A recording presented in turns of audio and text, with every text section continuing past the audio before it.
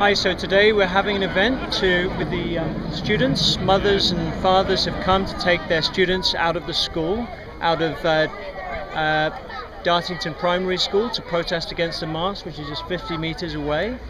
Doctors and scientists have put together peer-reviewed research, which we actually have in this folder, showing the connections with brain tumors and electromagnetic radiation. And children are the most vulnerable to brain tumors because their skulls are thinner, so therefore the radiation is more likely to penetrate inside their heads. So we're doing a protest today, we're withdrawing the kids, and this is basically a last straw.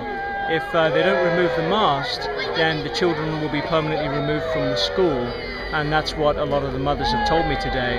I'm a local resident. I live about 600 metres away, and I'm a resident who's chosen to switch off my phone wherever possible. So 95% of the day my phone is switched off. To use a landline instead, a wired-in landline. To not have a router in my house, to plug in instead, and to definitely not participate in smart meters. And for me, it needs to be a voluntary choice if people are exposed to radiation. And this is involuntary. This is next to a school. This is in community. I used to take my daughter to this park every day. She's a little toddler. She decided playing football. Would you believe it? And she loved it here. I've not been able to bring her since the day they put the mast up, because why would I choose that? Why would I take that risk? We're here today because we're unhappy about the phone mast which is standing behind me. It's been put in the vicinity of 3 schools without proper public consultation, and the EMF reading is 40% higher than it should be in my child's nursery. So to prove loss of amenity and to prove that we care about our children, we've taken the children out of school this afternoon to say we would be deregistering them until they make this playground safe and this area around, because we care what our children ingest and we can't afford to take risks. There's so much information about scientists challenging the WHO, the World Health Authority on this, or the World Health Organization, sorry, on this. They're challenging it with evidence that it's not just thermal.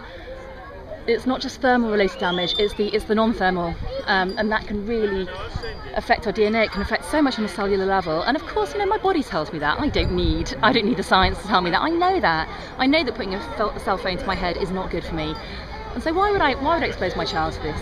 And one of our biggest concerns is that it's shattered the heart of our village, but it's distressing to know that wherever we live, they could come along and put a mast there. That is distressing to know that planning permission allows a 10-metre mast outside of our house because apparently it's safe.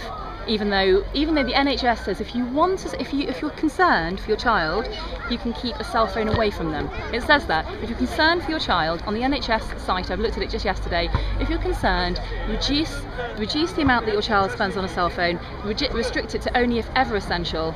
But what chance do we have when a consistently emitting mast is near our houses?